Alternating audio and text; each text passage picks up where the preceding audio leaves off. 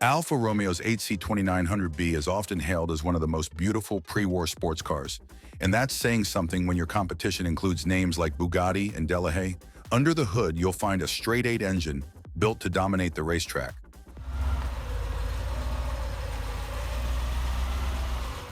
This car was shockingly advanced for its time, boasting an independent suspension system that put it miles ahead of many rivals. In a decade often defined by rudimentary designs, Alfa Romeo dared to dream big with a chassis that could handle high speeds far more smoothly than most pre-war vehicles. It could fly down the road at nearly 110 mph, which was staggering back in 1939. Aesthetically, the 8C2900B featured sweeping curves that many historians consider the pinnacle of Italian coach building. That's why when collectors get their hands on one, the hammer price skyrockets, sometimes crossing 8 figures at auction.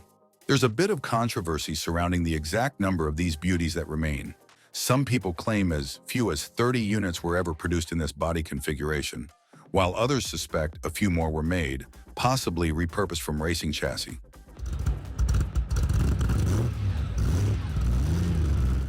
Either way, catching a glimpse of this Alfa Romeo on an open road is like spotting a mythical creature.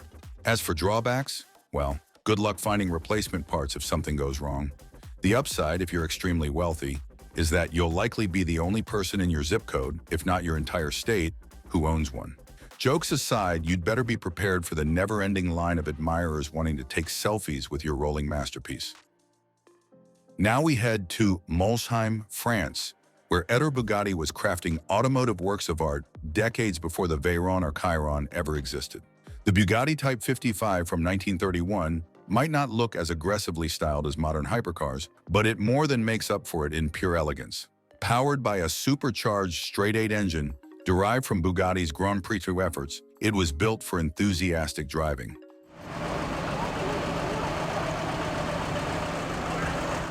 It delivered a spirited performance that could see drivers easily pushing 100 mph, a daring speed on the primitive roads of the 1930s. One of the many reasons it stands out is its dual nature. Half race car, half luxury showpiece. Bugatti didn't skimp on any details, adorning the interior with fine materials and crafting a cockpit that felt more like a bespoke suit than a basic driver's seat. Yet for all its plushness, it was a performance machine through and through. The bodywork, often penned by Jean Bugatti, Ettores' son, exhibited a sporty stance with a signature horseshoe grille up front. The Type 55 is shrouded in a bit of lore regarding how many were actually built. Some claim fewer than 40 rolled out of the factory, while others suggest a slightly higher tally, possibly up to 50. In any case, spotting one on American roads is as likely as encountering Bigfoot, and about as expensive to verify. You could say it's the Swiss Army knife of 1930s sports cars. Exquisite to look at, yet designed to handle corners with striking grace. The downside? Maintenance is notoriously specialized, and if you ever break that supercharger, you might be on the hook for custom machining. But for the lucky few who get behind the wheel, it's a roaring journey into automotive royalty. Before we move on to the next one in the list, I'd like to ask you a small favor. If you're enjoying this content so far, please take a second to like this video and subscribe to the channel. Over 98% of you watch these videos without subscribing. Imagine what we could accomplish if everyone subscribed. It costs you nothing, but it makes a huge difference to us. Thanks to all of you who do. Picture yourself cruising down Route 66 in a car that looks like it belongs in a Hollywood film set. That's essentially the vibe you get from the Auburn 851 boat-tail speedster of 1935. Its elongated rear end tapers to a point reminiscent of a boat's tail, hence the name. This design wasn't just about aesthetics. The streamlined shape was an early attempt at reducing aerodynamic drag, helping the car achieve speeds that were the stuff of legend. Its supercharged straight-eight engine could crank out around 150 horsepower. That might sound modest by modern standards, but back then, topping 100 mph was the automotive equivalent of breaking the sound barrier today. E.L. Cord, the man behind Auburn, wanted to prove these speedsters weren't just for show. He took them to the salt flats and clocked consistent 100 mph pace runs, effectively slapping a guaranteed 100 mph badge on the dashboard, which was radical marketing for the 1930s.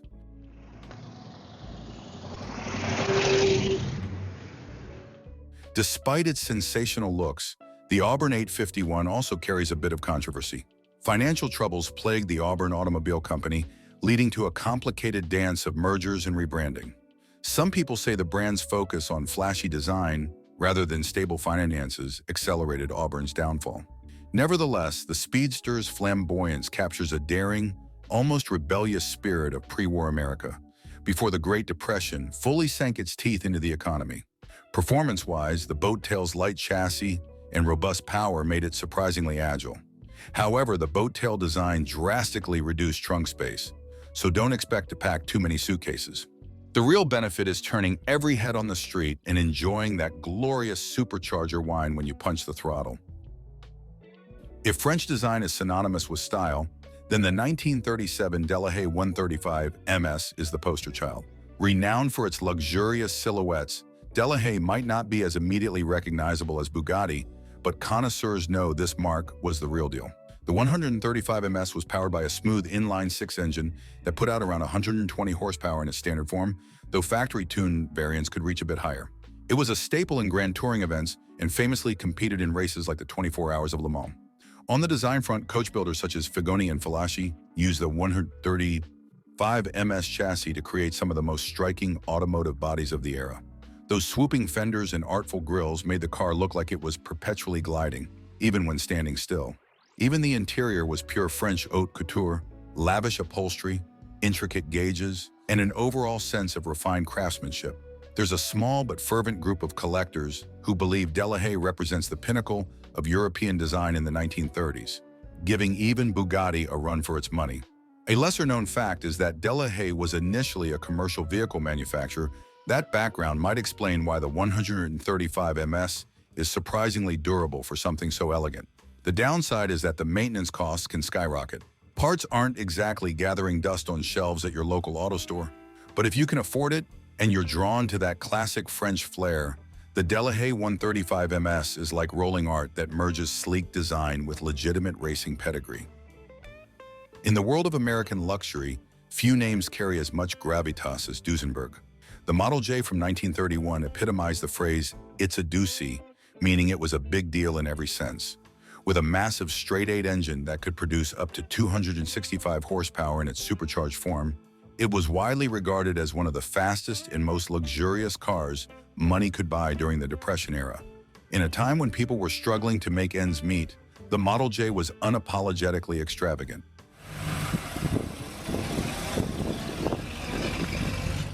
The car was built on a robust chassis that wealthy clients would send off to specialized coach builders to create custom bodies, ranging from sporty roadsters to lavish limousines. That means no two Duesenbergs were exactly alike. Ownership was basically an RSVP to high society, placing you in the same club as Hollywood icons and royalty. Despite the car's flamboyance, it was an engineering marvel. The straight-eight was meticulously built, and the car featured advanced hydraulic brakes, rare for the early 1930s, that gave it a level of control often missing from other heavy luxury cruisers. However, all that glamour came with a hefty price tag. Purchasing a Duesenberg Model J in 1931 could cost the equivalent of a comfortable house in a desirable neighborhood. This led to a fair bit of social tension. Was it appropriate to flaunt such wealth during economic hardship? That controversial backstory adds to the Model J's mystique. In modern times, a well-preserved Duesenberg can fetch astronomical figures at auctions, with collectors craving a piece of that old Hollywood swagger and engineering brilliance that remain timeless. The Talbot Lago T150 CSS, fondly nicknamed the Teardrop, is arguably one of the most iconic French cars of the 1930s. With bodywork often penned by the legendary Figoni and Falaschi, this rolling sculpture is instantly recognizable for its smooth, flowing lines that converge into a graceful, tapered tail. It's like a concept car that escaped the design studio and decided to dominate both beauty contests and racetracks.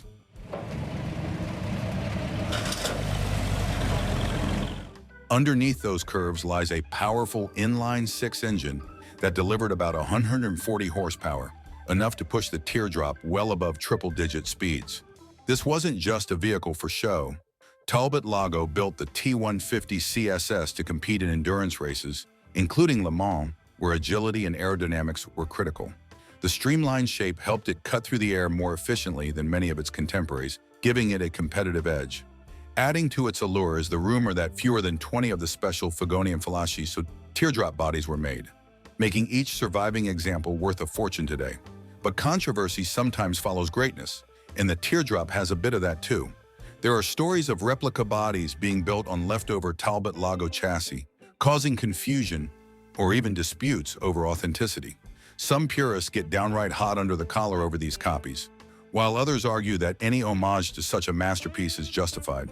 Regardless, the teardrop remains a symbol of 1930s French coach building at its most extravagant and forward-thinking. Jokes aside, if you see one at a concours event, you'll likely need a bib for your drool. Bentley Speed 6 holds a special place in the realm of pre-war sports cars, particularly for British racing aficionados. Based on the earlier 6.5-liter model, the Speed 6 was essentially Bentley's performance flagship in the late 1920s and early 1930s. Equipped with a robust inline-six engine, it produced somewhere around 180 horsepower in standard tune, though racing versions boasted more. That grunt helped Bentley achieve multiple Le Mans victories, cementing the brand's reputation for performance and durability.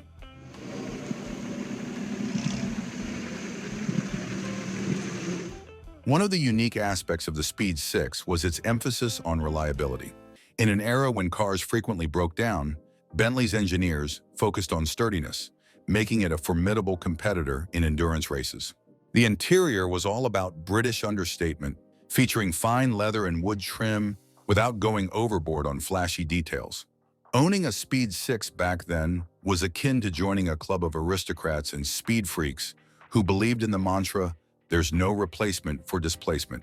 The car's biggest drawback, if you can call it that, was its size. These machines were enormous, and maneuvering them through narrow European streets took some skill and a bit of courage. On American roads, you might find the left-hand drive conversion to be an additional hassle, given that many original Bentleys were right-hand drive.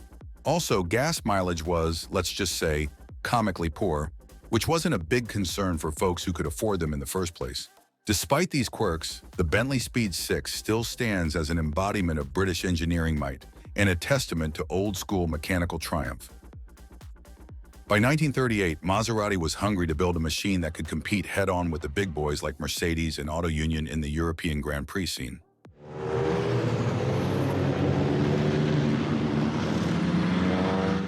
The result was the Maserati 8C a thoroughbred race car that also spawned a few road-legal variants for the truly daring. Its name stands for 8 Cilindri Testa Fissa, which roughly translates to 8 fixed-head cylinders. That might not sound glamorous, but trust me, the 8CTF was a beast. Its supercharged 8-cylinder engine could generate well over 300 horsepower, a mind-blowing figure for the late 1930s. The 8CTF gained international fame at the Indianapolis 500, where it took wins in 1939 and 1940 under the Boyle Special banner. This success made Maserati a household name among racing enthusiasts, especially in the United States. Yet few people realize how fragile these cars could be. The engines were highly stressed, requiring constant maintenance and skilled tuning. One loose bolt or subpar fuel quality, and your 8CTF might be reduced to an expensive paperweight. Controversy? There's some debate over the actual top speed. Records claim it approached 185 mph on the straights, but skeptics question whether that figure was embellished. Regardless, there's no denying the 8CTF was lightning fast for its era and a proud example of Italian racing ingenuity. The biggest downside for everyday usability is obvious. This was basically a race car. But if you're in the market for bragging rights and you've got the funds to back it up, the Maserati 8CTF remains a holy grail of pre-war performance. Laganda might not be the first name that springs to mind when we talk about legendary sports cars, but the British marque made a huge statement with its V12 Le Mans of 1939.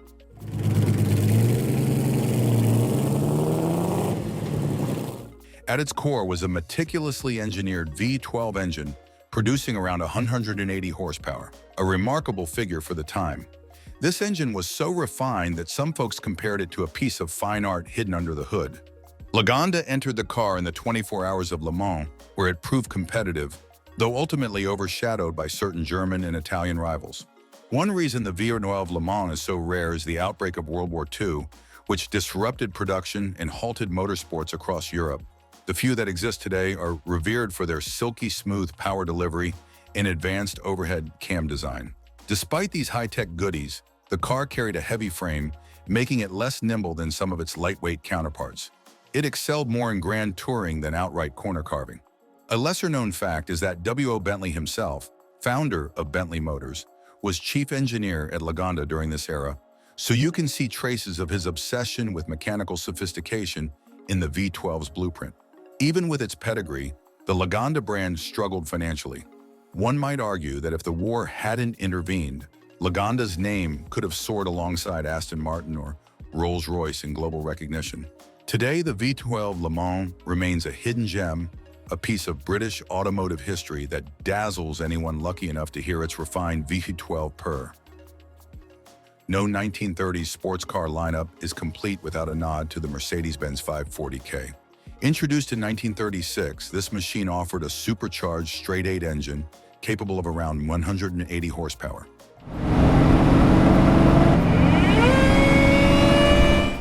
Engage that supercharger via the throttle pedal, and the car would leap forward with an urgency that belied its substantial weight. Its presence alone could stop traffic, with an imposing grille, sweeping fenders, and a long hood that seemed to stretch on for days. High society types and celebrities of the era gravitated to the 540K for its luxurious interior and silky smooth ride. However, the 540K does carry a hint of controversy due to its historical context. Mercedes-Benz was, after all, a German marque during a tumultuous political period. Some versions of the car were used by high-ranking officials in Nazi Germany, which makes certain collectors uneasy about celebrating it.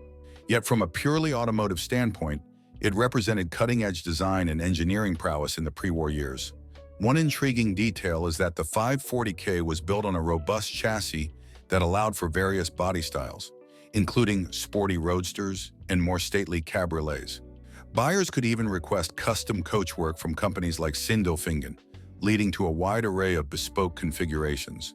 The downside was the cost. This car was wildly expensive, and not just at purchase. Its fuel consumption was borderline comedic, and maintaining that advanced supercharger required specialized knowledge. Nonetheless, the 540K's allure is undeniable. It's a testament to how Germany, for all its political turmoil, still managed to produce automotive marvels that continue to mesmerize collectors. Hope you found this video helpful, or at least entertaining, as we explore these exclusive treasures from the 1930s. Jokes aside, each of these cars offers a fascinating glimpse into a past where automakers dared to innovate boldly. If you enjoyed traveling back in time with me, please hit that subscribe button, ring the notification bell, and join our community of automotive adventurers. I'd love to hear which of these classics revved your engine the most, so drop a comment below. Thanks for watching, and until next time, keep dreaming of that perfect ride.